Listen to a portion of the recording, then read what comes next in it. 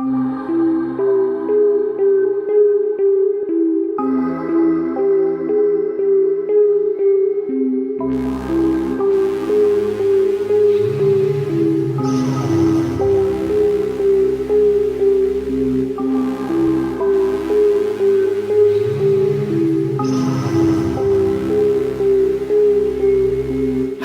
to Journey Through Sci-Fi. My name is James. And my name is Matt. And today's episode, we are getting creepy, we are getting spooky, we are getting scary.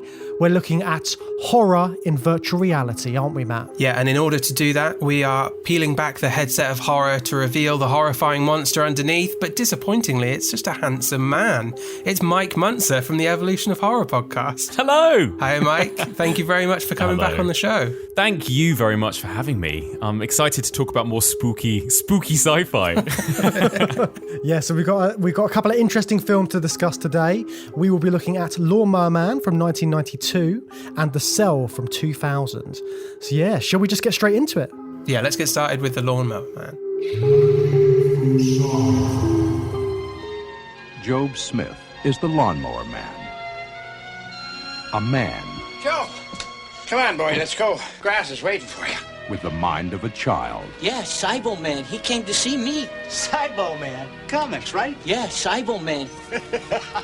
And a doctor Virtual reality holds a key to the evolution of the human mind. with a vision of the future. I have a game in my house that you might like to play. Would you like that? Yeah. Okay. That was really bad. I have different games. I even have one that could help make you smarter. Now, Job Smith is about to enter the world of virtual reality. It's gonna hit me! No, Joe, just relax. It's gonna be like being up there with the stars, Joe. They're going to another planet. Okay, Mike, before we get into The Lawnmower Man and properly start the discussion on that, which I know is going to be fun because I had a lot of fun watching this one, how familiar are you with sort of virtual reality films and sci-fi, and how can you sort of see that idea as being something that could be scary? Yeah, I was thinking about this because I think, especially having just looked at your letterboxed list at what you guys are covering this series and what you've covered so far, this has probably been the sort of area of sci-fi that I am least familiar with out of the ones you've covered so far. I don't know why that is, because I do think it's quite an interesting topic, but I guess the quality of film sometimes varies in ones that try and tackle this. And I think, again, I was thinking about how well virtual reality does or doesn't work for horror. And initially, my instinct was I don't know how well it would work for horror in a way, because I think the nature of virtual reality maybe means that some of the stakes are taken away from a situation in a film, you know, and therefore could take some of the horror out. I think when we talked about space, for example, together, and the idea of space is this dark, terrifying place that's full of mortal peril, in a way, virtual reality kind of feels the opposite to that. In a way, it could be quite a kind of safe, risk-free environment in a way. But I think that was what I thought initially. But then actually, especially watching the films that we've watched this week and kind of thinking about it a bit more, there are loads of really interesting links to stuff that I've covered on my podcast that deal with psychological horror, I think, and the way in which, you know, whether you're sort of journeying into somebody's mind or whether it's about the effects that virtual reality have on your own mind and your perception and the way that it can fragment and kind of manipulate your own mind and body and that kind of thing. I think there is quite a lot of interesting psychological horror probably that ties in with virtual reality. So that's quite interesting to sort of discover. Yeah, I think that definitely tracks, because what we found looking at the VR films so far in the series is a lot of it is to do with memory and things like that. They're so focused on people's memories and thoughts and sort of getting that sort of like in-depth look at someone. So like even helping with communication and things like that. But also it's got this whole sort of like dreamscape element to it, which I think is where the horror can come in a bit more, because the idea of sort of like anything can happen in a dream. You don't know what could happen, what could be next. And this whole thing, like if you die in a dream, you could die in real life like that. They say that in one of the films we're going to be talking about, but all of that kind of stuff comes into play.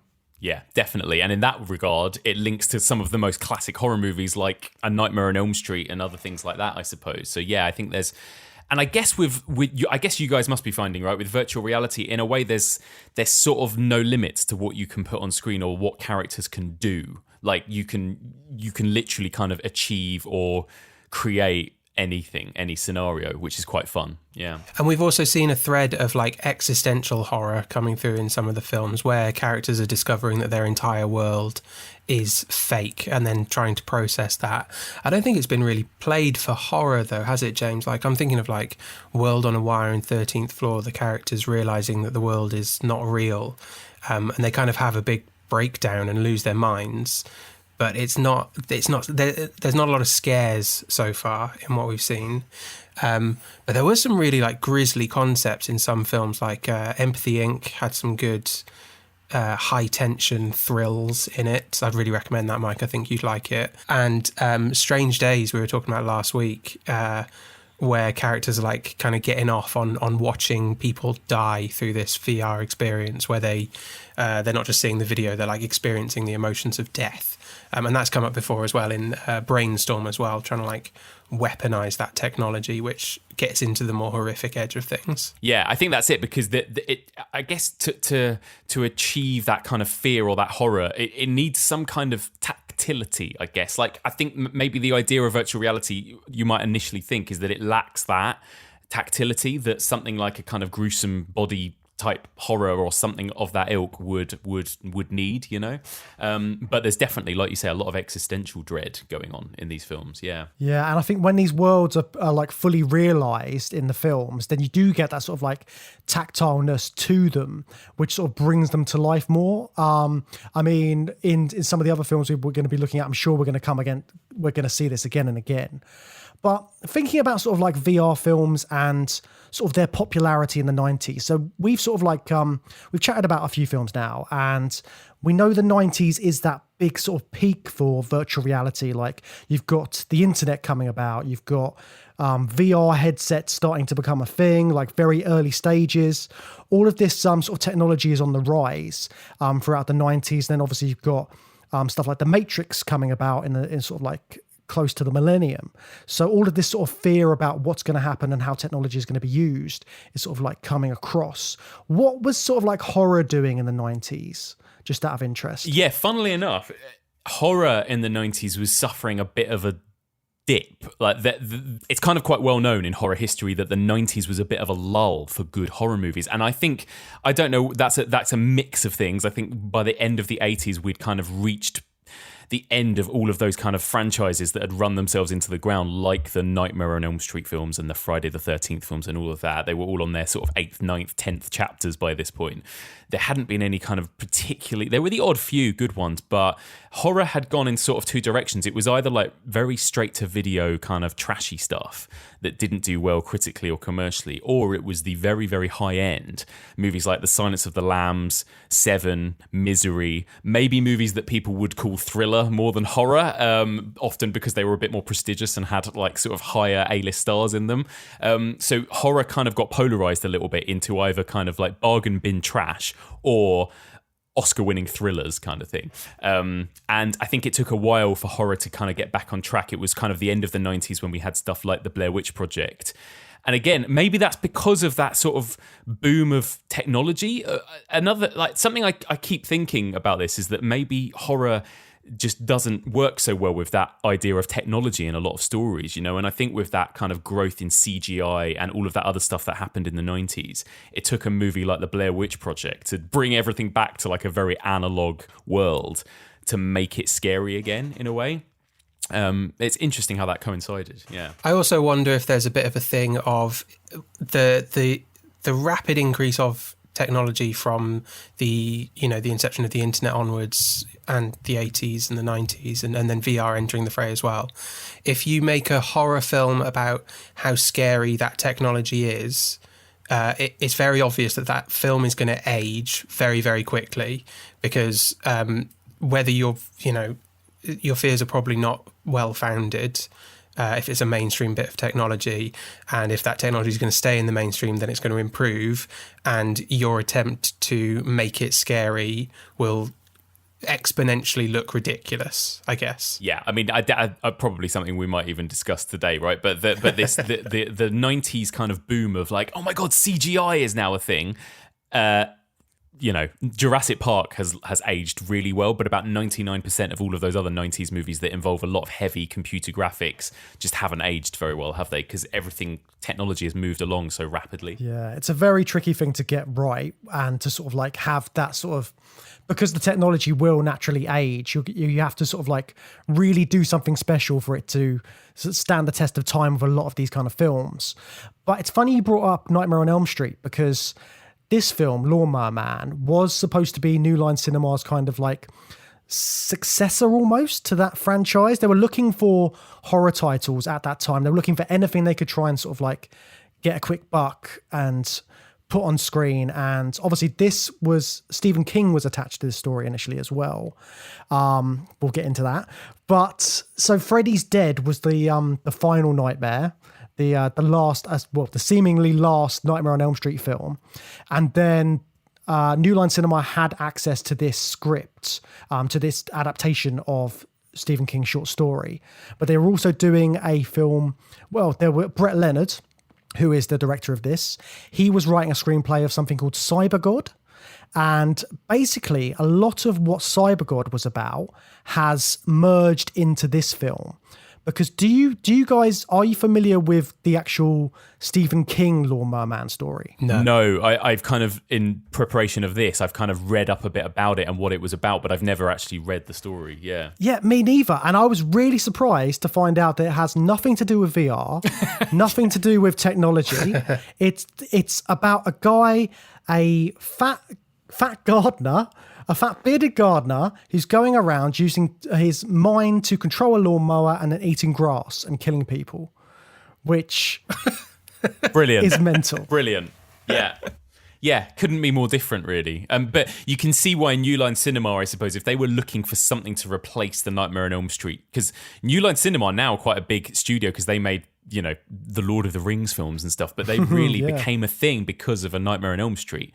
That was their first film. And yeah, I think Nightmare on Elm Street, like I said, had run itself into the ground. Freddy's Dead is one of the worst movies ever made. And I think they were and actually they have all this like wacky 90s 3D, like you have to wear the red and green 3D glasses when you watch that film and everything.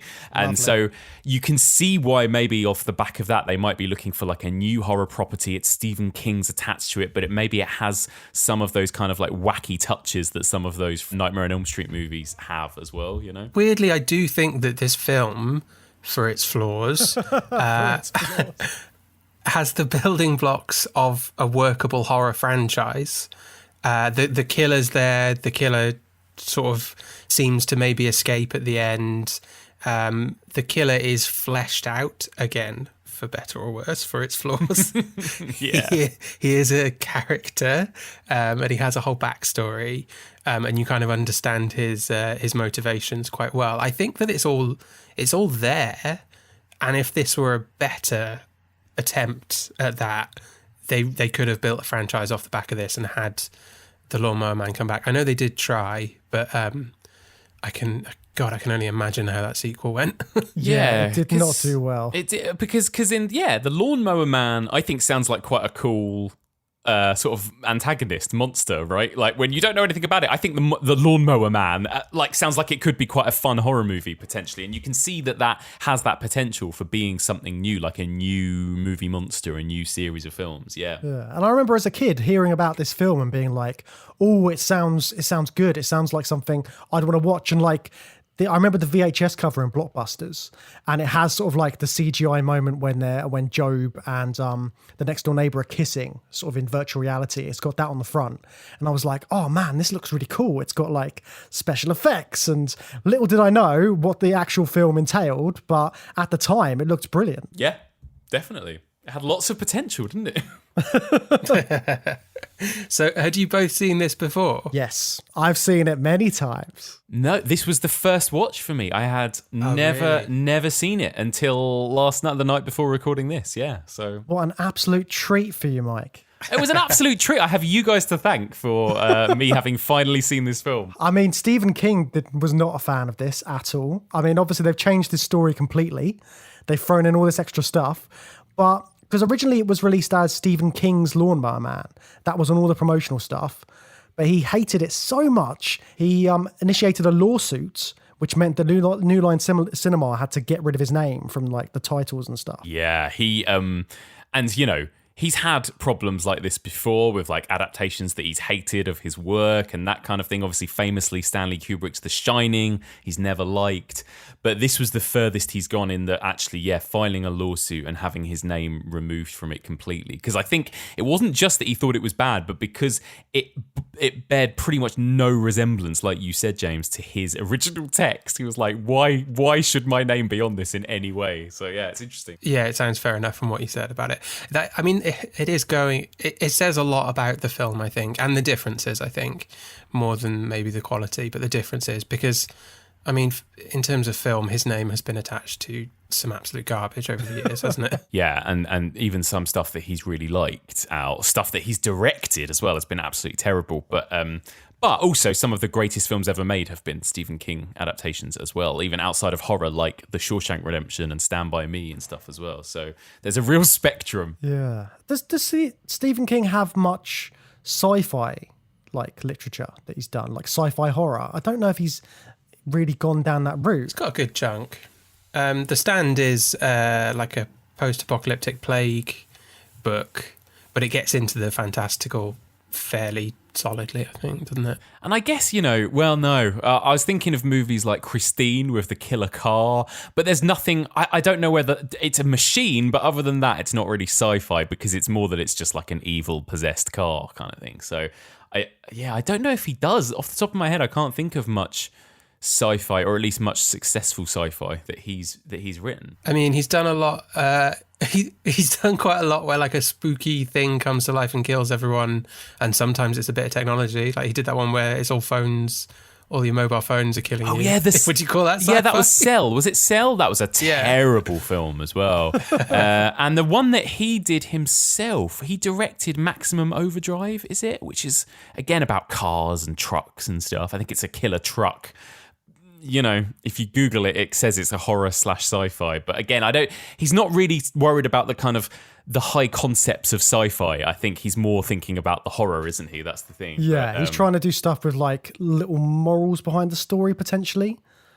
Just like, and those usually lend themselves more to fantasy tales and sort of things like that.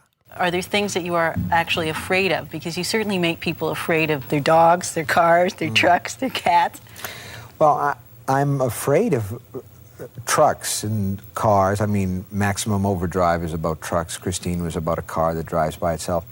Because as a child, they seem so large and I seem so small, and I had the same imagination then that I do now, except that for a kid, everything is harder to control. That's why they fall down and have scabby knees all the time.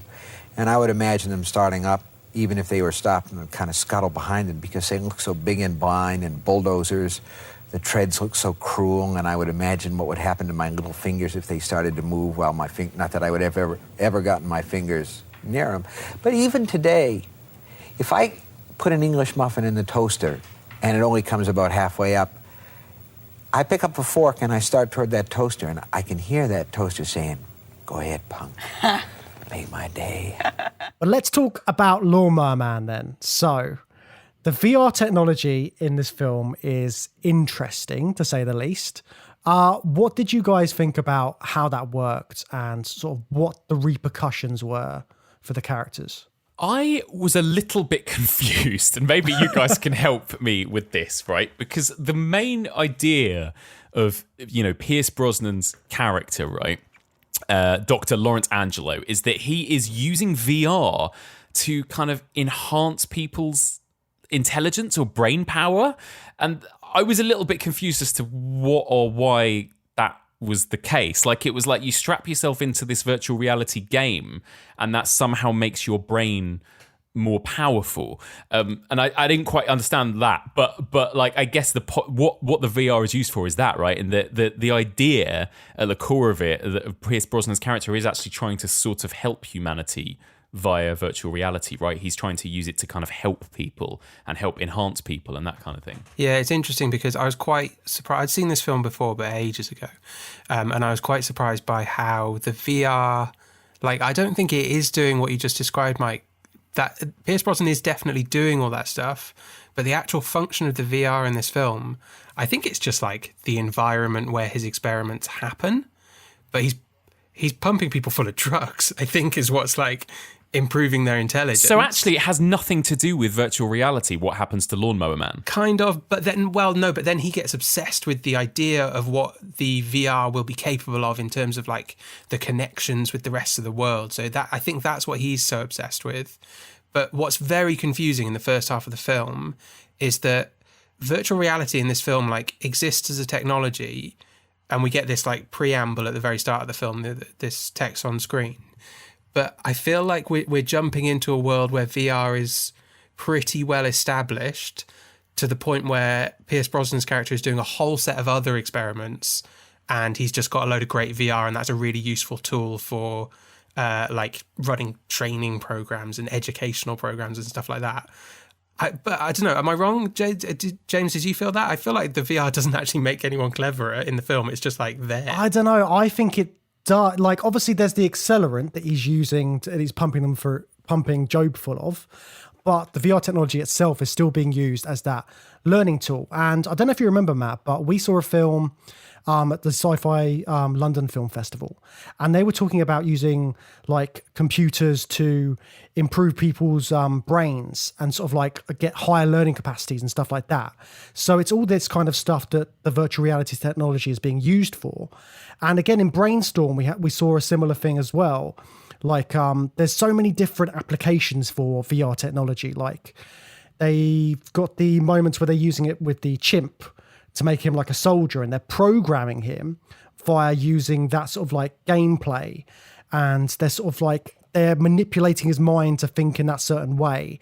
And I think a lot of this is Job's mind being poked and prodded and sort of fed different bits of information by being in that sort of virtual reality realm.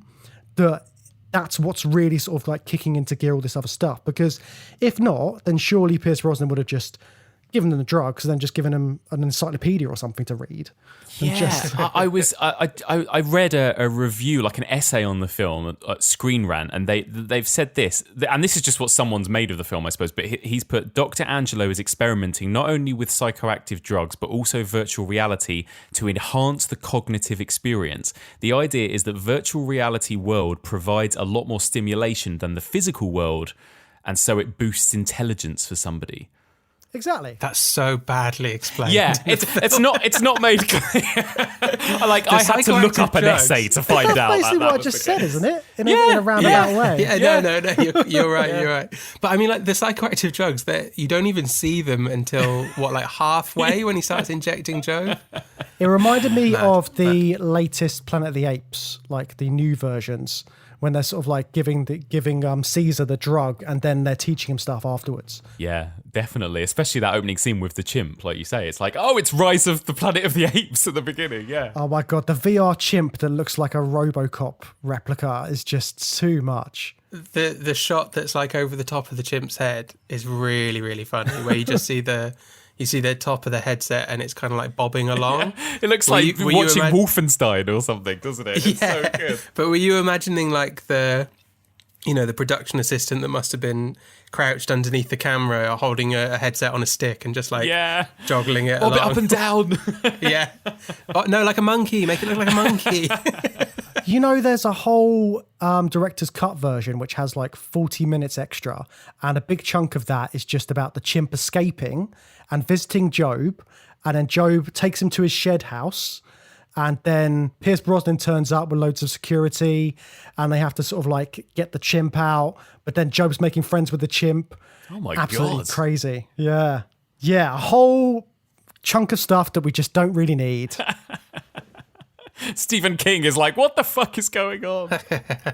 Stephen King's watching the theatrical cut going, why isn't there a monkey making friends with the Lawnmower Man? That was my original story. Also, this is the second animal we've seen with VR technology in the series so far. Like in the last episode on Johnny Mnemonic, we had a dolphin called Jones, which was using VR technology to hack people.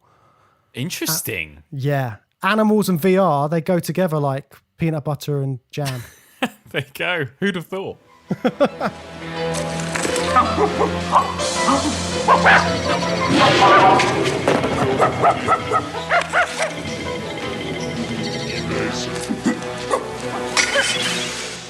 So we see VR technology used with the chimp. We've seen it used to enhance Job's brain. We also see it used for sex again, don't we? This is like becoming another recurring theme on this series, is VR technology always seems to become something a bit smutty. So Job goes in there with the next door neighbor and seemingly is about to have a lovely time, but it all turns a bit dark, doesn't it? Yeah, I guess that is that sort of, like you say, it always turns a bit smutty. I guess it's the idea that in virtual reality world, you can live out any like base sort of desires that you want, right? That you can't do in a sort of physical civilized world potentially. And I guess there is that like tendency to want to be like, yeah, cyber sex with weird like creatures or whatever else. So yeah, I guess that's something that will probably pop up for you guys again and again. But yeah, it all goes a bit weird, doesn't it? There's some sort of, does it end up having some sort of physical effect on them? Doesn't something weird happen to their shapes at that point or something? I can't remember. Yeah, but I think everyone's having a nice time when the weird stuff's happening with their shapes, isn't it? They get like, they kiss in VR and like James was describing on the cover of the video, their faces kind of like merge into one. And I think that was supposed to be enjoyable for them. But then she has like a complete mental breakdown and can't handle it. Mainly because Job decides to turn into a giant monster that spits a VR spittle at her. She doesn't like it. She doesn't like getting spat at. And like they turn into a big dragonfly at one point as well, don't they? And just fly around. Oh yeah, sexy. So sexy. Hot. But is this thing with sort of like, if you've got total control over your reality, what are the crazy things that you would do? Like you said, Mike, there's sort of like getting at your base instincts. And I think that's what happens to Job in that scene, is he sort of like reverts back to his base instincts and sort of like wants to kill her or something, or like take her over. It's all supposed to be very primal, but just having that control over everything is quite a powerful thing. Yeah, and also I'm assuming it's having some sort of physical impact on their actual bodies, right? Otherwise, what would be the point of cyber sex? But that there must be actually feeling something at the same time. So I guess in this film, the virtual reality world is actually having an impact on them in their physical world, right? Well, that's a good question, Mike, because we've been looking at it through this series, the different ways in which you can interface with the VR and kind of the level of like physical connection you have to that world. So like Strange Days, you put on this like little squiddy thing on your head and then you experience the recorded scene, but you experience everything, sight, sound, feelings, emotions, everything as the person who recorded it felt it, and that's explicitly, you know, in the plot of the film. And it's important in these films where they make a distinction, and they don't make that clear in The Lawnmower Man, unfortunately. But picking up on some tropes that we've seen in other films, when you go into the VR in this, you have to wear a specific bodysuit. You have to go into this like circular frame thing. It all has to happen in this very particular environment. Even when Pierce Brosnan is doing the like cheapo version at home, he's got headset and gloves and he has to be suspended in a chair. So I think there is this haptic element to it, even like on the cheap one for Pierce Brosnan. And I feel like the bodysuits imply that there is some physical two-way connection with the technology when they're inside the main VR. Yeah, I would assume that must be the case, right? Is that what you got, James, as well? Yeah, because I think in all of these VR films, they are supposed to be completely immersive experiences, and there's something which we can't imagine in the technology that we have at the moment. Like, it's not just going into an Oculus Rift and using that and just sort of knocking into a few things in your front room. This is like a full full body experience. You've got all 5 senses sort of in there in this virtual reality. So, but I think it's very easy to forget that. I mean, they don't, like Matt said, they don't talk about that in this film. But when they do talk about it in a virtual reality film, you suddenly realize that these characters are going through something more than just the visuals that you're seeing play out on screen. Wow, it's my hand! Look at this! Oh my god! Come over here. I went out! You know what you really want, Marty? Watch this. Oh my god! Why are you doing? No, why are you doing? Oh my god, Anita! No!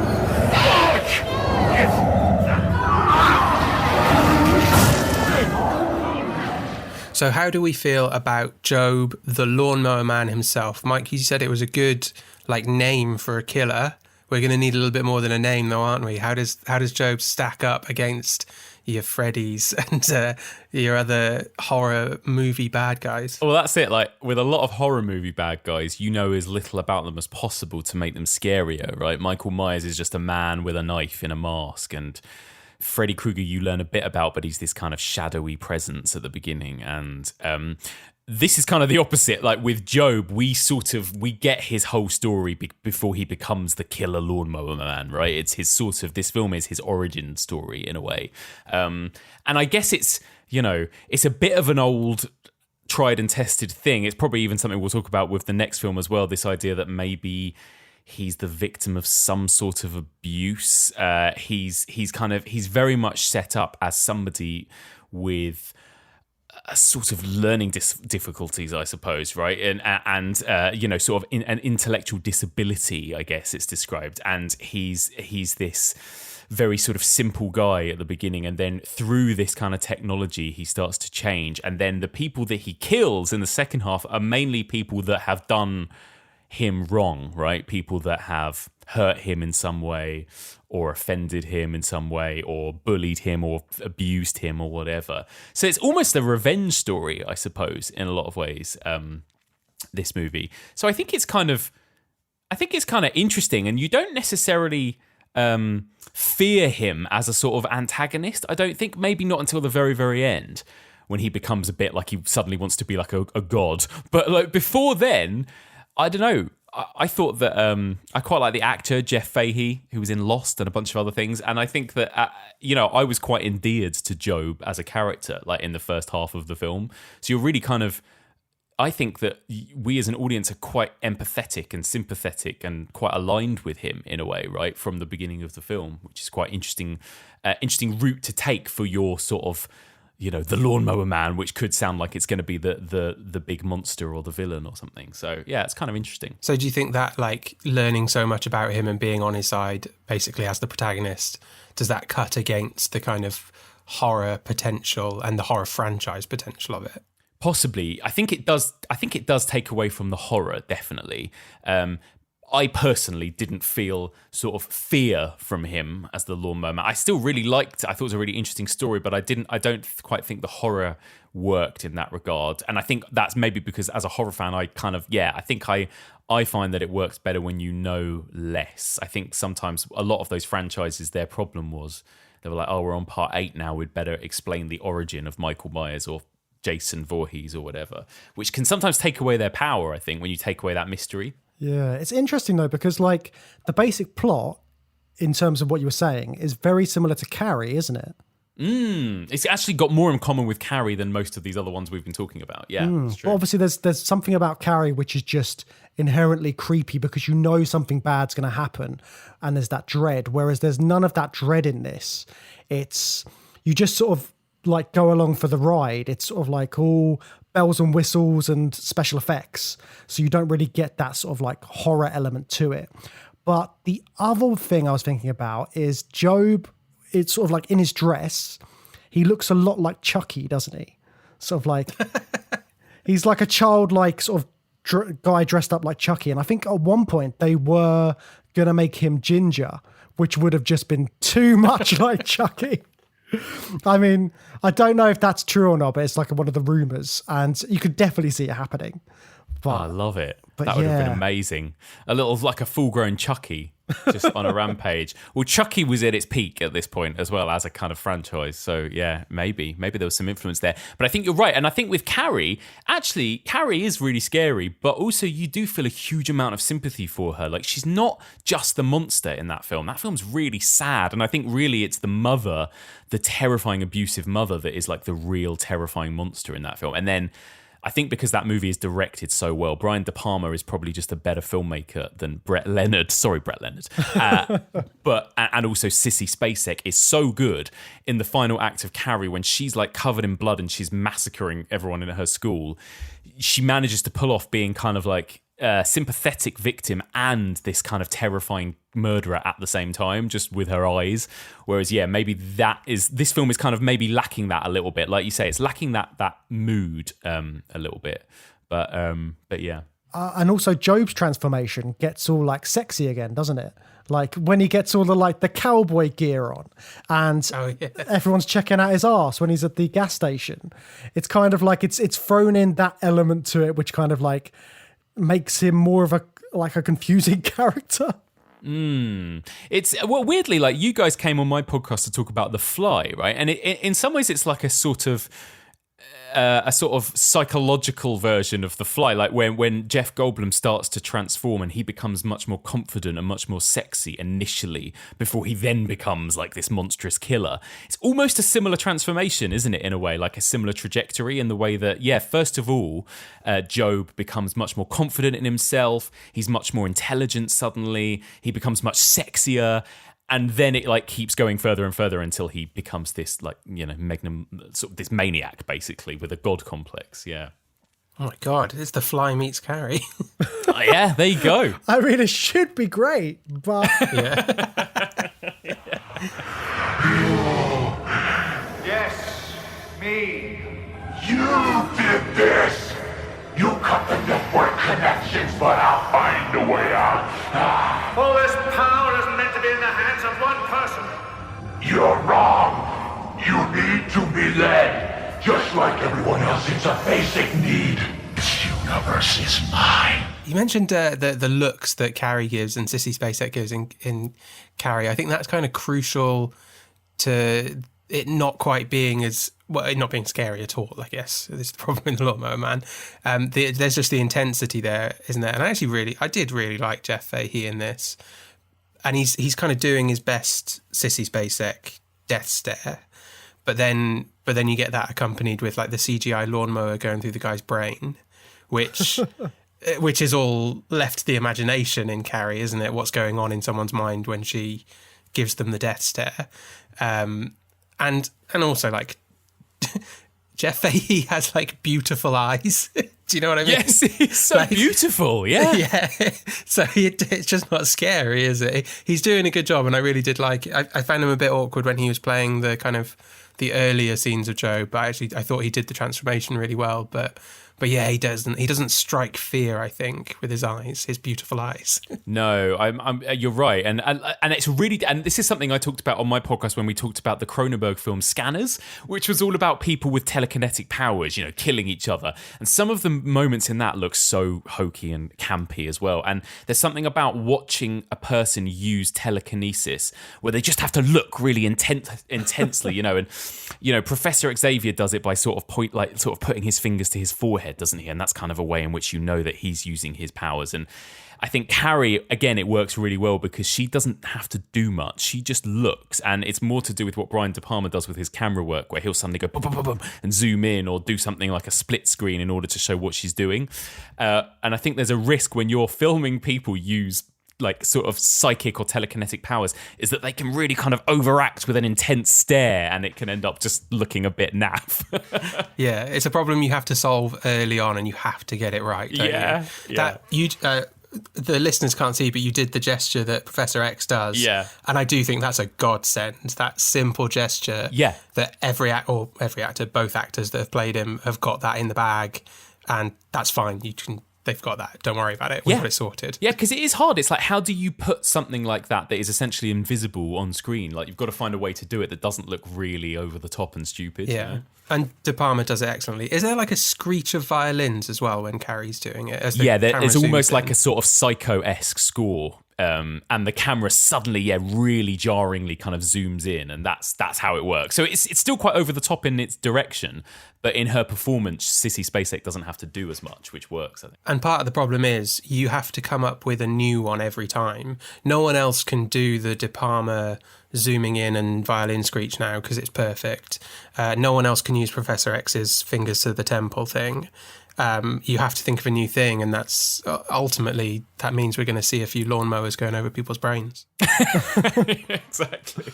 I mean, Job has some crazy powers, doesn't he? So he's got all the telekinesis stuff. He looks like he's pyrokinetic as well. Like he's making people burst into flame.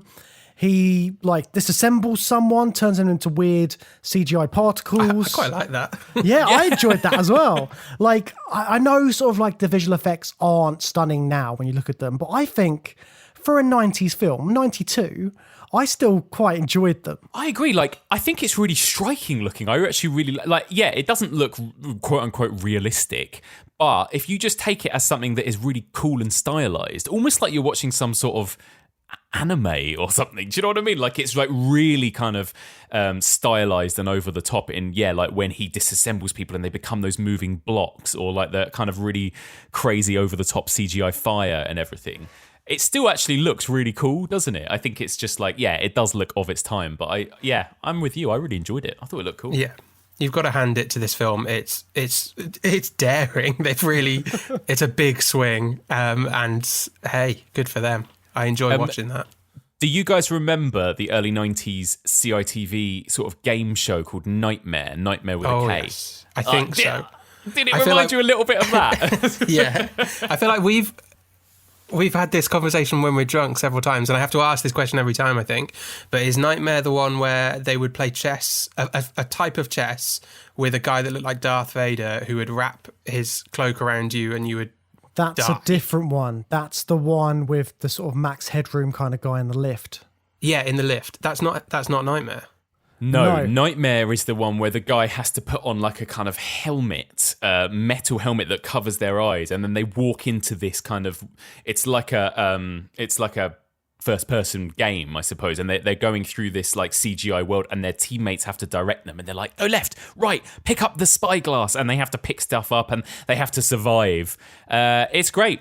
I mean, you guys, we should do it for a Patreon bonus for you guys, because it is a virtual reality thing, and it's a really fun sort of horror kids game show. It's great. It's great. We should do that, because I don't think I've seen it at all. It doesn't ring a bell. That's going to happen then. We'll sort that out for the patrons. Gotta do it. I think you can watch episodes of it on YouTube, but it was actually quite scary when you watch it as a kid, because like when the only way they would lose is if they died. Like these kids would just die. Like they'd accidentally get walked into a fire pit and you'd see them disappear, and then the host would be like, "Well, that's it for this week. Tune in." Like another one bites the dust and stuff. It was amazing. It was great. Just so I've said it as well, it was Incredible Games, which was the one you were thinking of, Matt. Incredible Games. That's such a glam name for one of the scariest things I've ever seen in my life. Yes. Speaking of glam names as well, do you know who did the visual effects for this? What company it was? Lucasfilm? No. So it was a company called Angel Studios Inc., which now go under the name Rockstar. Rockstar San Diego. Jesus. Yeah, they did all the visual effects for this apparently, which is crazy. That's an auspicious start. They're the company which do like Grand Theft Auto, Red Dead Redemption. Yeah. Wow. They've done well. Yeah, not bad. They've upped their game. Also, do you think there's is there supposed to be some sort of religious allegory in this film as well? Like there are moments when like sort of occult symbols come up when they're in the VR world. And also the fact that his name's Job. You know, there's like an Old Testament character called Job in the Bible who was tested and tortured in order to test his faith in God and stuff. I mean, I don't know. I mean, not that anything like that is particularly like explored in this, but I wondered whether they were trying to draw some sort of parallel there or include something. I think definitely, yeah. Well, first of all, because I don't think that's the character's name from the book. They've put that in. And Brett Leonard had this cyber god script that James was talking about. So, yeah, definitely. And the priest character mentions the biblical Job at one point. He says something like, "Oh, the Lord does test you just like your namesake." So I think that is all very much like heavily laid on. And what does Job refer to himself as? Like a digital Christ or a cyber Christ cleansing the planet. Right, yeah. That's his plan, or because that's where he's leading things. He's raised with all these religious beliefs, isn't he? And they're sort of like, they're still there as he becomes this sort of techno god. But yeah, it's this whole sort of like religion versus science thing, which is constantly coming up. And yeah, like you said, Mike, it doesn't really go into it as much as it could do. It's kind of just thrown in for the hell of it, just to sort of like give you, like it should be more layered than it is. I guess there's an interesting thing about virtual reality, right? Is that if you became in control of it, you could be like a god, right? And I guess for a character like Job, who is raised, religious, he believes in God, and then to be into this world that he can then ultimately control, it is like he's becoming a god at the end, or at least he thinks he's becoming a god, doesn't he? Like if you live in a virtual world where you can make anything happen and bend to your will, then in some ways you are a sort of god, I suppose, which is where it sort of crosses over with religion in that way. And I think Job has some legitimate reason to believe that. The way that his powers are developing exponentially, he is developing genuine godlike powers. He's been raised under this religious upbringing, but a particularly violent, twisted version of a religious Christian upbringing, much like Carrie, I think. He sort of, you can actually see how he would have that legitimate interpretation of what was happening to him, and it would make some sense. Going back to what I was saying, at the start, I do think that he is a pretty decently fleshed out character. You can really understand why Job goes completely crazy by the end of this film and starts murdering people. Like, he's gone on a real believable character journey, I think. And the villains, I suppose, are more that sort of like the company, right? The director played by Dean Norris, and that it feels very of its era as well. It's that sort of, it's like what's his name? Is it Bishop in Aliens? And like, no, what's his name? Burke? What's the horrible guy that works for the company that is like the Burke. vile? Yeah, Burke in Aliens. It's like the guys in the company and RoboCop, right, as well. There's that kind of like these sort of warmongering capitalist sort of monsters that want to kind of control these technologies and control these people and use them as weapons or something like that, right, as well. There's all that going on in the background of this too, I think. Yeah, and that's something we were looking at last week in Cyberpunk. Like, Cyberpunk is all about, you've got your average Joes of like trying to do good, trying to give this powerful technology to the people, give them power and freedom. And then you've got the corporation, which is against all that, trying to monetize everything as much as they can. Yeah, and we've looked at that quite a lot in this series about how shady companies might want to use that technology. But I guess this might be a good time to talk about our second film this week, which is actually a much more altruistic use of VR technology. Should we talk about The Cell? Let's do it. Let's. Do you believe there's a part of yourself that you don't show anybody? When I'm inside, I get to see those things. I feel them. So The Cell, directed by Tarsem Singh, although I think he is just credited as Tarsem in this and his early films, from 2000, and very similar to the way that New Line Cinema was coming off the back of utter trash like Freddy's Dead. Mike, you were mentioning the more big, I'm not going to say big budget, but big ticket, high concept Hollywood stars, Oscar-winning thrillers. The Cell kind of feels a little bit like off the back of like Silence of the Lambs and The Sixth Sense and films like that. Does it have some similarities to that kind of horror in your view? Definitely, yeah. Like I said, the 90s was known for those kind of high-end, glossy serial killer thrillers. There was like a boom of serial killer movies off the back of The Silence of the Lambs. Seven as well, like those two movies in particular were hugely influential. And then you had loads and loads of kind of copycat ones, like Along Came a Spider and Kiss the Girls and The Bone Collector and all those types of movies. And this definitely feels like that as well, doesn't it? With a sort of twist. But there's one half of this movie that feels like The Silence of the Lambs, like FBI agents trying to catch a serial killer and kind of investigating into the mind of a serial killer in order to catch him and save his latest victim. So there's definitely that element element too. But then the other side of it is this crazy kind of Inception or Eternal Sunshine, like journey inside somebody's mind, where you can be as kind of wacky and out there and creative as you want. So it's quite an interesting mix, isn't it? It's like kind of gritty forensic serial killer movie with all of this like really over-the-top artistic stylized stuff at the same time. Yeah, it's almost literally the same plot as Silence of the Lambs, isn't it? Because they are both journeys into the mind of the serial killer. They're just one is literally. Yeah, they're taking that idea just that one step further. Yeah, totally. And, you can see that there must have been some sort of influence there. But actually, this movie is also different enough that I don't think you would just think it was a carbon copy of The Silence of the Lambs, really, because it's so fucking weird, this film, and it goes in so many directions that you will never have seen in a typical 90s procedural thriller kind of thing. So yeah, it makes it stand out. I think it's fair to say it's a Tarsem. It's a Tarsem remix of that kind of a concept, because he is setting out his stall as a director with this film. It's his debut, but I think he did loads of music videos. But he went on to do The Fall after this, which is like The Cell, but even more so. His florid visual style is really his big thing, and I think you either love it or you hate it, really, because it's quite visually assaulting. So if you're not enjoying it, you're not going to like his films. So yeah, it's like his take on a Silence of the Lambs kind of story, but showing the world what he wants to do as a filmmaker, I think. Yeah, and I think it's such a great concept as well, because like you were saying, Mike, there are like loads of these kind of serial killer films coming out around about this time in the 90s, sort of like into the 2000s. This like flips that concept just enough to make it something different, because all of these detectives are going into the minds of the killers, but in this, they're actually going into the minds of the killers. And it just brings that sort of fantasy element into an otherwise quite gruesome and grounded story.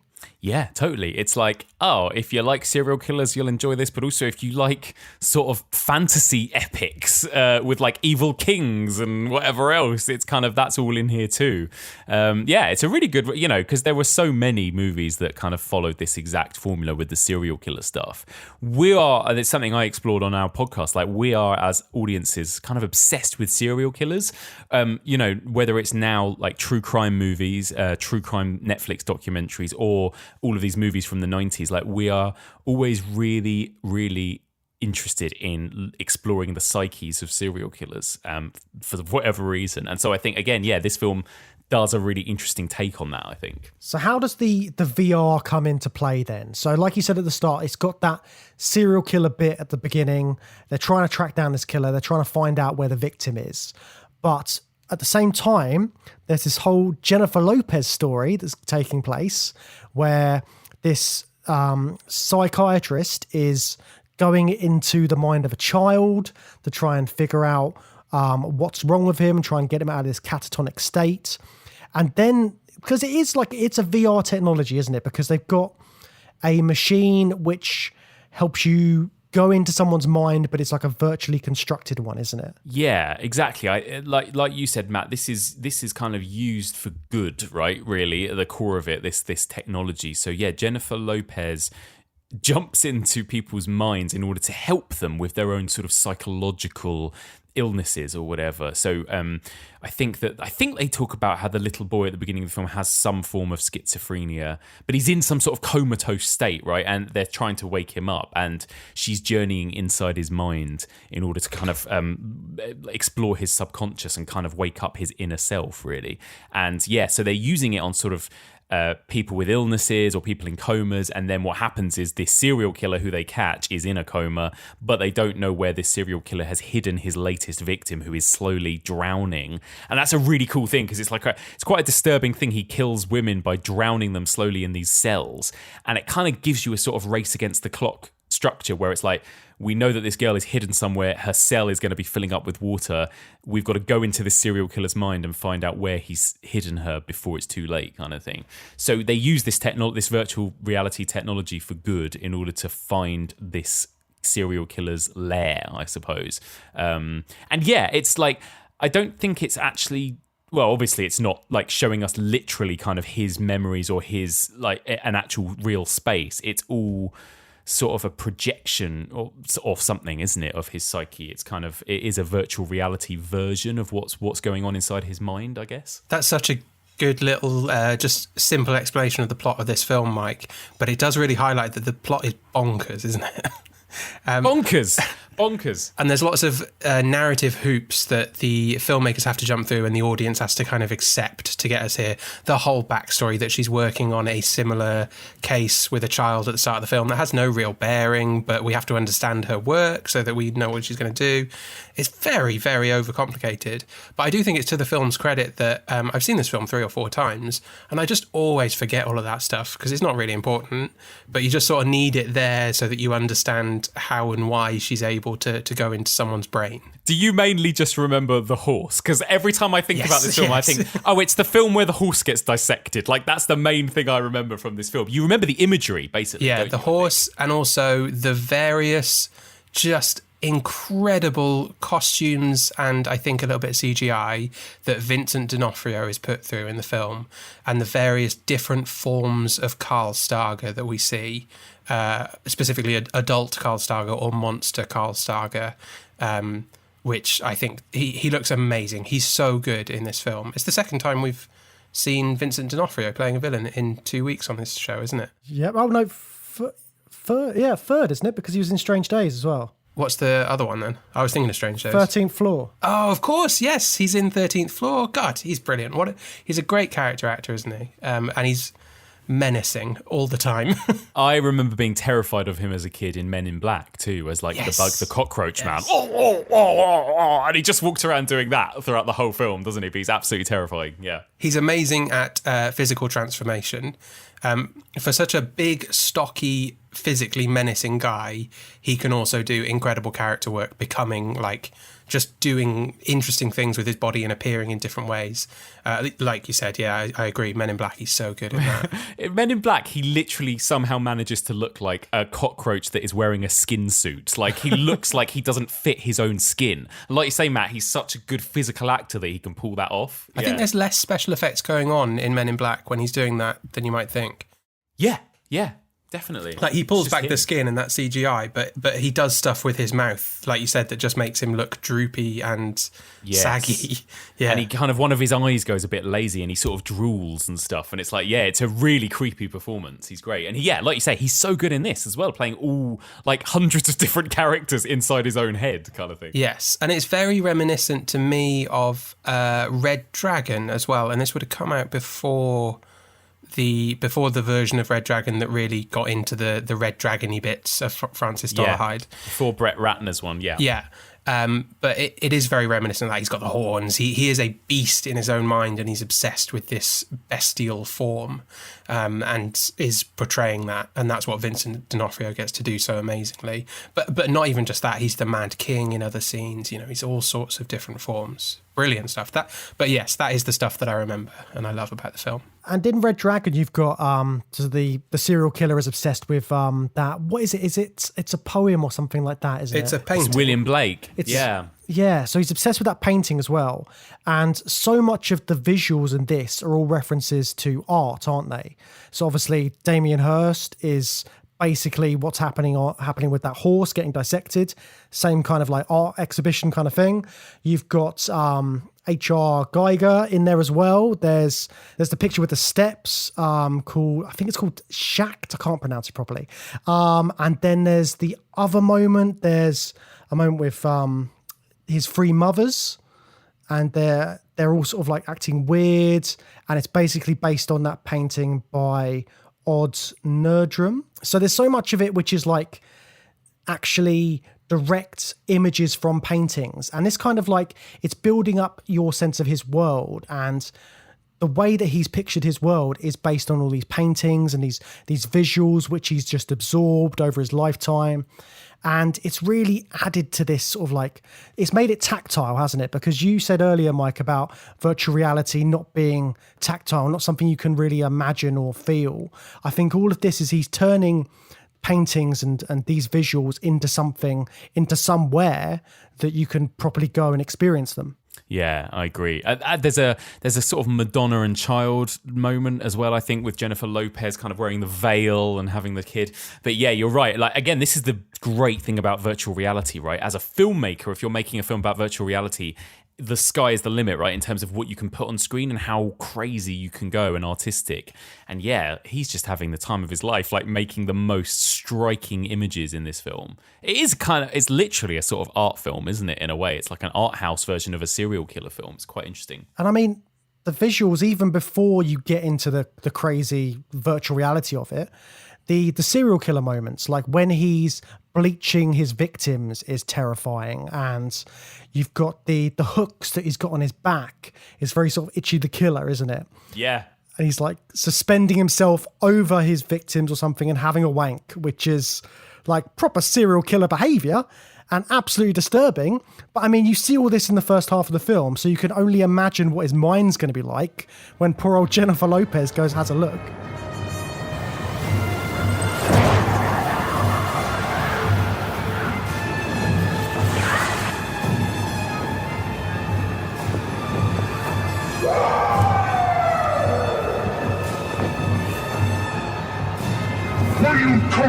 I think there's also something to be said about the actual, still in the real world as well, the other side of it, when we're seeing the lab and all of that. There are some really interesting visuals there, especially in terms of a VR movie. Like, we talked before about how Job is going into the VR world in the Lawnmower Man and the importance that we've seen about the type of kit that characters use to get into the VR world. It's very specific and idiosyncratic in the cell as well. They've got a bodysuit. We've seen stuff like that, but it's an interesting sort of rubber ribbed maroon thing. But what I thought was really interesting was the suspension and the blue cloth that they wear. So Tarsem's chosen to completely forego any kind of VR headset, and his version of a VR headset is a blue cloth, right? What did you think of that, and how did you understand it to be working? Yeah, I don't know, actually. I mean, this is one of those sci-fi movies where I kind of didn't almost think about the technology and looked at it more as this kind of artistic choice in a weird way. But I don't really know. I think it looks incredibly striking. And that's kind of what I thought he was going for more than anything else. Like those bright red suits in that sort of striking room and the way they're suspended a little bit like the serial killer is suspended. All of that, like you said, Matt, is just really striking visually. God knows what any of it is actually for. Like, why do they need to be suspended? Yeah, why do they need to have those blue things over them? I'm not really sure. Well, I think you're quite right. I think it's just Tarsem doing his interesting visuals, but it's before we get into the dream world, so he's limited in quite how far he can go with it. But it's all part of the same thing, I think. I do think that there are little bits of, when the lighting's right, you can see a bit of metallic threading, and I think we see a point of view shot that makes it look like there's a microchip or something like that. I think there's just enough in there that a sci-fi nerd can be like, yep. It's a type of headset. I understand. Yeah. Yeah. There's just enough for people like me and James to look at it and be like, it's a VR headset. I understand, but it's really Tarsem's spin on it. Yeah, but I think the suspension thing is something we've seen a few times now, and it's kind of like it is adding to that. You're able to experience everything in this world, like the gravity, just being like freely suspended. I think there's something about that just gives you more interaction with this world. Yeah, almost being sort of, you have to kind of be weightless in the real world, right? In order to, like, you kind of literally have nothing that will bind you or ground you. You have to take away anything that will ground you in the reality, right? So I guess suspending is a kind of literal way of doing that. Yeah, it's a weird inversion of the tactile, isn't it? Because it's showing us, the audience, that there is no tactile experience for them in the real world. So any sense of tactile feelings is coming from the VR world. It's reducing that sense of connection with your surrounding physicality. Naughty worm.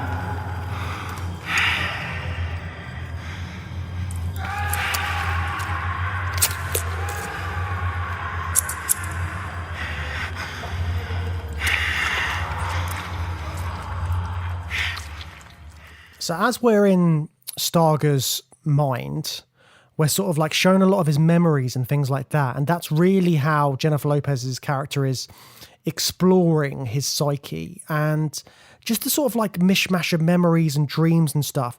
How did you feel about that sort of aspect of the film and sort of like how you learn more about his character through these little experiences that they're having? I thought it was quite fun because it gives you a sort of stylized, artistic version of a flashback sequence, I suppose. And again, in a way that you might see 100 times over in other more conventional procedurals where, I don't know, you might just see a flashback, or you might see an old VHS tape, or you might look at old photographs, or you might hear old diary entries or whatever.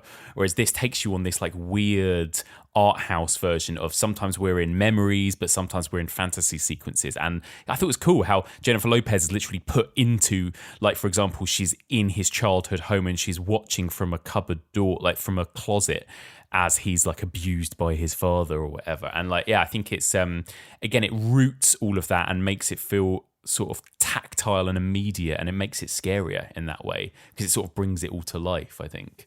Yeah, I liked all of that stuff. And it adds a good level of threat and menace to everything as well. Because one thing I found really interesting about the way VR is working in this is that because it's a memory / imagination landscape that the VR tech allows you to go into, it's different from other things that we've seen. I think in a lot of the films we've been looking at this series, there's a tension between who's got control over the VR world, who creates the control, and then, you know, a lot of the films are about the people that live inside the VR world pushing back on that control and maybe trying to subvert it and take over. This is a VR technology that from the beginning, the creators of the technology have no control over. You're going into someone else's mind and you're accepting that you have no control there. So we get to bring in this familiar trope of if you die in the dream world, you die in real life. But the dream world you're going into is one where on the way in, you know you've got no control over the situation, really. So it adds that level of menace, and I think that really helps from a horror point of view. Totally. Like, it's funny that we talked about the Lawnmower Man in relation to Nightmare on Elm Street, because actually this is much more this has got much more of a connection with the Nightmare on Elm Street idea, because it's like we're in a nightmare that, like you said, Matt, they talk about if they die in this nightmare, they die in reality. So there's proper peril, but there's also unlimited creativity in what you can do and what situations you can put your characters in, which was what was so great, initially at least, about A Nightmare on Elm Street, is that they could do that. Yeah. And this story is like they're going into Freddy Krueger's dreams, as opposed to Krueger coming into your dreams. Do they ever do that in the Nightmare on Elm Street films? I know they do it in Rick and Morty, but... Well, funnily enough, Freddy's Dead. Like, the one we talked about, that is the one that explains Freddy's origin. Yeah, the terrible one. Loops us back again. But yeah, like, the worst film in that series is the origin story of Freddy, and it's where we go into Freddy's head and it shows him as an abused child and all that stuff. Very similar to how this movie does it, but just not as well directed, basically. yeah, with a lot less comedy in this one. Yeah, exactly. Comedy attempts, I should say. Comedy attempts. There's actually a moment, speaking of VR, in Freddy's Dead when he kills somebody using a Nintendo, like a SNES. He like sucks a kid into a computer game, and then a giant Freddy comes and like hits him with a frying pan and then stamps on him to death. That's how far that series had got by this point, where it was like, yeah, terrible. Where am I? Jump, boy! Whoa! Jump! Now I'm playing with power! I mean, I think the way that we're using the word VR and sort of like what we're meaning by it is quite interesting, and sort of like what's coming about from talking about these two films as well is that it's not just about like going into a computer and that kind of thing. It's also about like your mind is a kind of virtual reality, because no one else can experience that, but you experience it in a completely different way, but you are experiencing it. So it's interesting sort of these concepts coming through, especially with this when they're directly going into someone's mind, but the idea of the mind and memory as being a kind of virtual reality. And a very private one, yeah. Yeah, it's such a cool idea. It's like making something abstract, something literal, I suppose, and like you say, tangible and tactile as well. Something that, like, you know, art house filmmakers that like David Lynch, right, is really interested in, is like making dreams appear real, or turning an abstract thought or an idea into something like the Red Room, or into like an actual space. And like VR is the perfect way to do that, right? In a story, is like, oh, how do we bring the idea of like somebody's subconscious to reality, or how do we visualize it? You can, in sci-fi, you can use virtual reality, I suppose, to do that really easily. Yeah. And the fact you brought up Lynch is interesting as well, because I feel like this film has a few different sort of like horror traits in there. Like, it's got definite sort of Lynchian vibes in sort of some of the characters' movements and the way they react in this dreamscape. But also, I sort of like thought of it a bit like Giallo to an extent, because it's very sort of like, it is just visual, and like it hasn't got like a deep storyline. You can get everything from it from like the first 10, 20 minutes, so you know what's going on.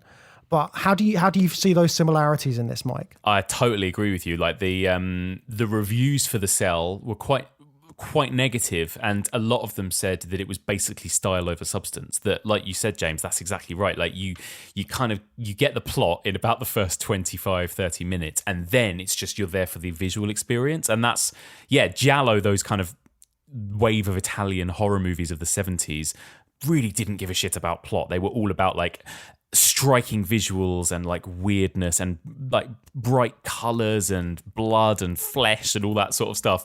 And you're right, it's kind of the same with this. And like, I guess at his worst, David Lynch can be a bit like that as well, and a lot of kind of art house filmmakers can be a bit like that. Like, they're often accused of maybe putting the visuals and the stylistic kind of priorities before story and narrative. Which I guess The Cell kind of does, but I still quite enjoy it. I think what roots it in a kind of reality is cutting back to that woman drowning in that cell that's slowly filling up, because I think it really adds to the high stakes of then what we're seeing in the dream world kind of thing. Yeah, there's a very solid plot there. So I guess my question on that is, what do you think of Tarsem's other films, like The Fall, his next film after this? Have you seen that one? I don't think I've seen. I'm just having a look at. Oh, I've seen Mirror Mirror from 2012, which I didn't like.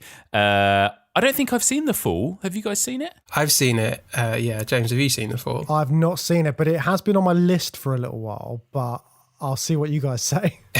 If you like the Cell, and you like the fantastical elements of The Cell and the visual stuff of The Cell, and you're not too attached to that plot, that grounded Silence of the Lambs plot to keep you hooked on The Cell, then in that case you will enjoy The Fall, I guess.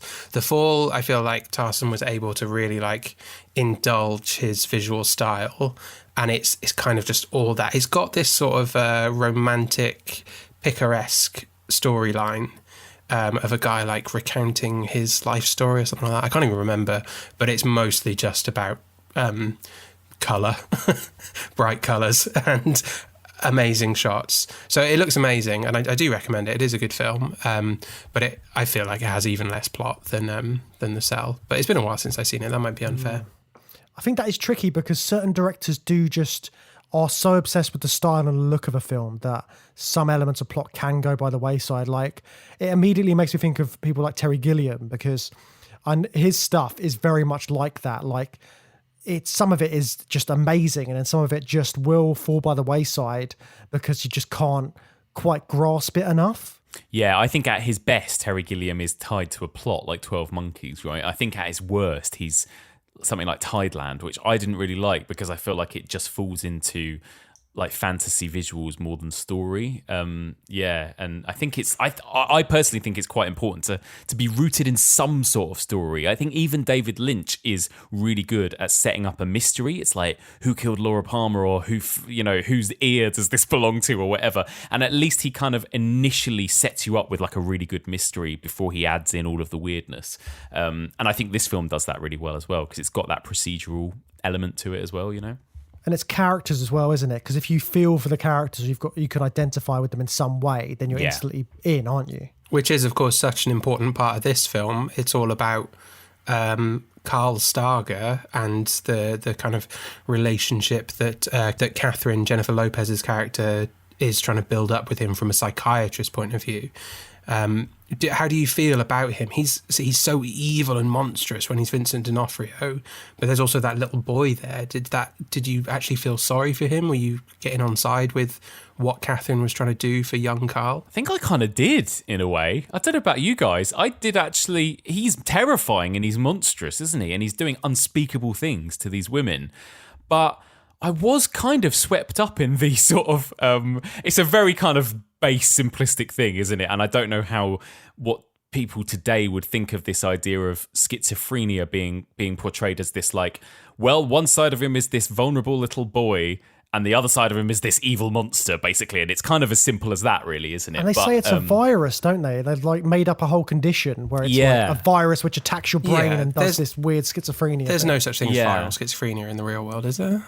No. Okay. No. I don't know. I don't know a lot about it. No. But like it did kind of work on me. Like I don't know, like exploring that backstory and exploring him as having this guy with sort of two sides and actually being this like vulnerable, abused little boy at the center of it, who J-Lo just kind of wants to nurture and help. I quite liked it. I don't know about you guys. Isn't Job supposed to be like that as well? But he just doesn't connect as much because he's a grown man who's still like childlike, but you don't have that connection to him in the same way. Yeah. Maybe it's just to do with the way the stories are told in the scripts, but I think The Cell definitely does a better job of it. And the directing and the film and the visuals. I think there's something there in the virtual reality in The Cell focusing on memory, which doesn't happen in The Lawnmower Man. So it gives the opportunity to have a memory version of Carl, which is the sweet, innocent young boy. It's not the monster fantasy king in an evil realm that Vincent D'Onofrio is playing. And that's what allows you to develop the sympathy for Carl, as opposed to Starger. It feels like Carl is a character and Starger is a character and they're separate characters. I think that Jennifer Lopez is doing a lot of legwork there as well. I think she's really good in this film, and her belief and her faith in that she can do something positive for Carl. It's a little bit wishy-washy exactly what she's going to do there, but she's selling her faith in her ability to do that, and that there's something worthwhile to be done. I really like Jennifer Lopez in this film. I like her in general as an actress. I think she's really good. And I think she sells that concept. But it's useful to also present Carl as a young boy through the memories, to have her be able to work with him instead of, the alternative would be she's having those conversations with Vincent D'Onofrio, which they only do once, thankfully.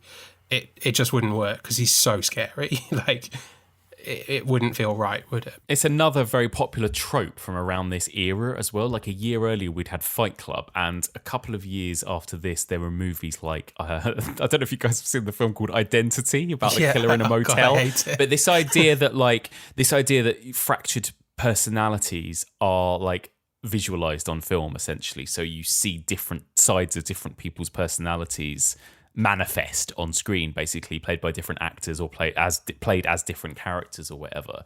But actually it was all in somebody's head or whatever. Like a lot of those movies happened around this time as well, which is quite interesting. Isn't the guy from Identity in this as the doctor at one point? Yes, the guy whose eyes go like that. Yeah. Yeah. That was great for podcasting, wasn't it, me doing that? The guy whose eyes move from side to side. Yeah. In Identity or in this? I don't know who you're talking about. He's in this and Identity. He's small role. He's in this quite briefly, yeah. He's kind of big guy, bald, and you might have noticed that his eyes very gently do that. They sort of move from side to side. He was also in Simone, which we watched recently. He was one of the journalists in that. He pops up every now and then, and I'm always like, it's that guy from Identity.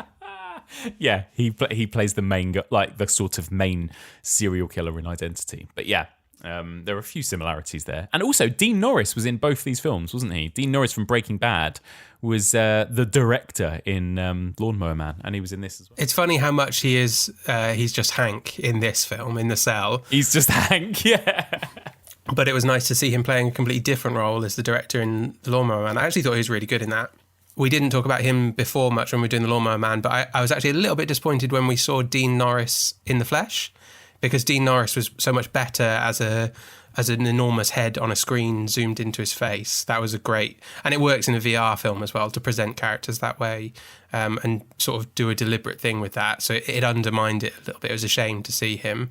But he was quite good in that film. And he's just doing Hank in The Cell. I agree. He was better when he was just that big head, like that Vigor, like big head. He was great, yeah. So if he's better as a big head, this is like a tenuous link. How is it that sort of like, is a serial killer better when you don't sympathize with them? Or knowing that backstory with a character like Carl, is that sort of like, does humanizing make him scarier because he's got that human side yet he's become a serial killer? Or is it scarier just not to know? I know sort of like, what do you think, Mike?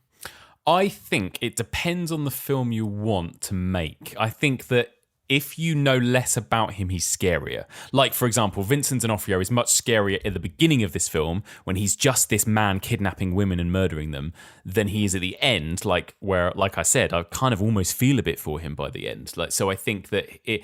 But if you're not necessarily like setting out to make a horror film where you want nothing more than just to fear this guy, if you're making something a little bit more like psychological thriller where you want to explore the mind of a killer, then it's more effective, obviously, to go into all that, I think, and explore it. Yeah, but I reckon less scary, probably, for that reason. I think that's maybe where the sci-fi comes into it, because sci-fi is so much about what it is to be human and sort of like finding out about your own humanity. And it's got a lot of sort of like ethics stuff in there and morals.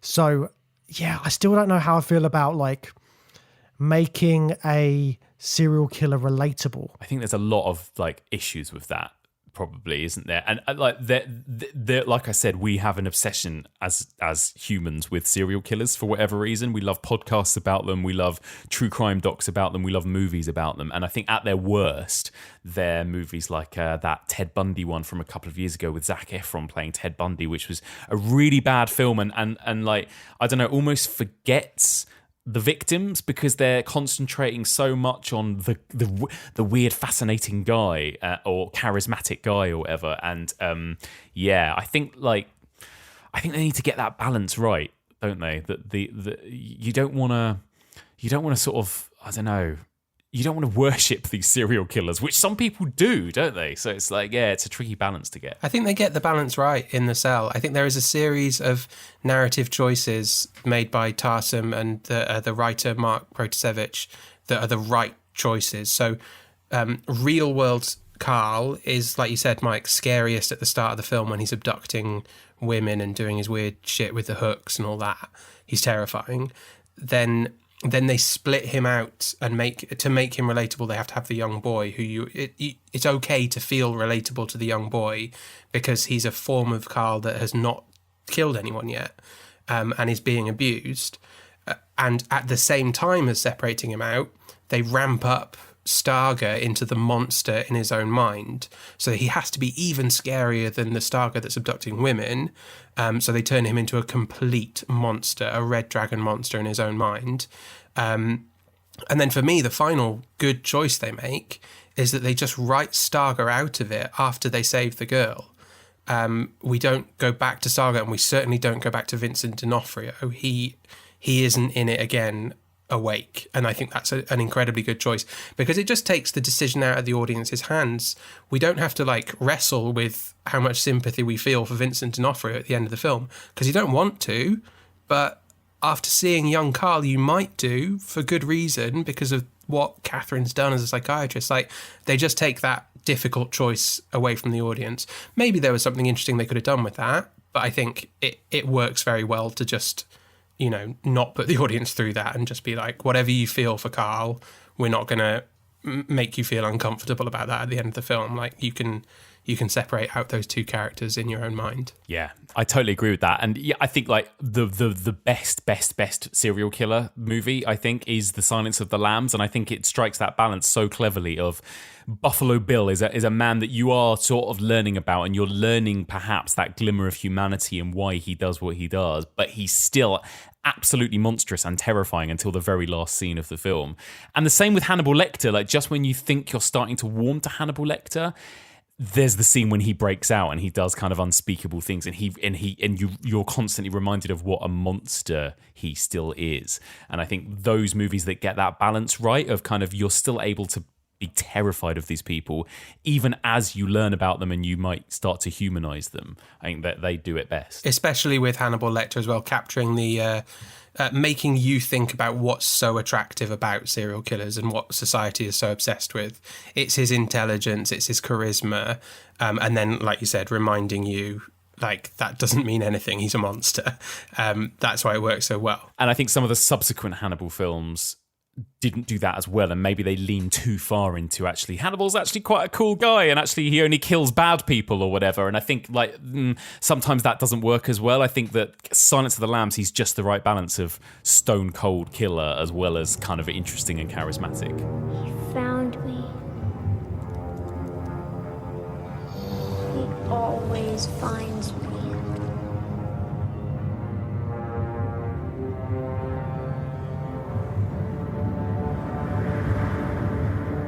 The only other thing I want to ask you guys about is the ending. And I don't know whether I kind of misread this, but is it that in the ending, like, she kind of created her own virtual reality space in her mind that she brought him into, right? So that's a kind of interesting flip on it as well, right? That she ended up kind of inviting Vincent D'Onofrio into her head in order to beat him. And then I think that's what happens at the end with the little boy, right? Is that she's created this kind of paradise world that she's invited him into to get him out of his own head.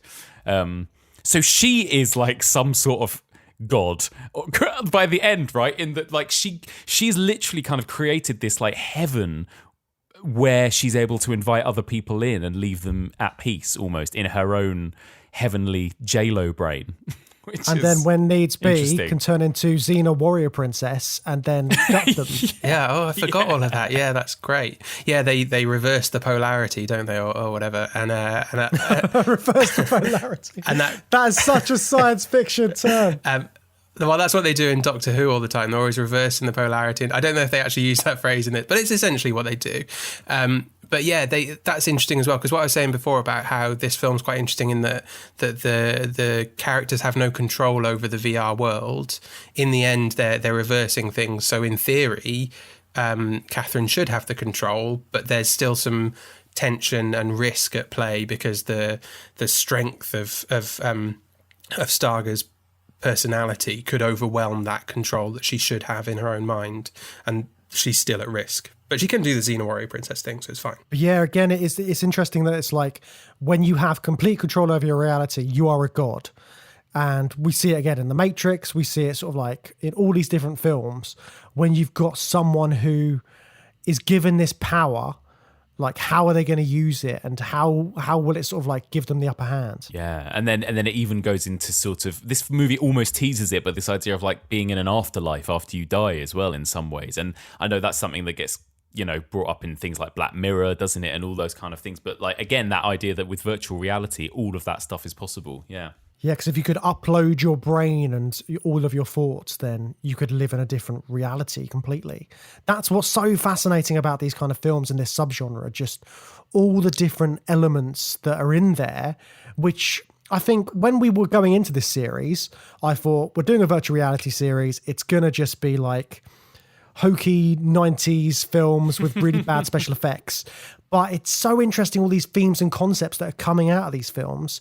Even the sort of like the terrible ones we've looked at, they've still got something there that's like rooted them and made them sort of like interesting to chat about. And we've still had our share of hokey 90s films with bad special effects, as evidenced by today's conversation. I love it. Well, you need the hokey special effects with when I think of virtual reality, I think of like Tron, the original Tron, basically, and like that kind of look and that kind of graphic, you know. But there's like you said, there's all those kind of really interesting philosophical things that get explored in, you know, that kind of question of, would you live in a fake like sort of utopia if you knew it's fake? Would it still be a utopia? And all those kind of like big existential philosophical questions that virtual reality can explore, which is cool. You know what else is cool, Mike? What else is cool? Our next episode. Oh Yes, next week we are looking at The Matrix again. We are revisiting the Matrix saga. We are looking at Matrix Reloaded and Revolutions, both from 2003. It was a good year for Matrix films, or was it? We shall find out. I'm very apprehensive going back to these films, but we're going to get into some of that Messiah stuff, the godlike powers that we were just talking about of being in a VR world. We'll see what Neo gets up to after he flew into the sky to the sounds of Rage Against the Machine. Mike, thank you so much for coming on today's podcast. We massively appreciate you being here. It's been a good discussion. Thank you so much for having me. Where can people find you, Mike? People can find the Evolution of Horror podcast on all the normal places where you get podcasts, and you can also find us on Twitter at EvolutionPod. Fantastic. And you can find us on Twitter, Facebook, Instagram, all the usual places at Through Sci-Fi or at Through Sci-Fi Pod. Come and have a chat. If you'd like to support the show, you can find us on Patreon. We are Journey Through Sci-Fi on Patreon. Come and join us there for exclusive bonus episodes. If you can't afford to do that, or you just don't want to, but you'd like to support the show, you can always leave us a nice review and let us know what the scariest VR world you've seen on film is. Spooky sci-fi. Spooky. We'll see you next time.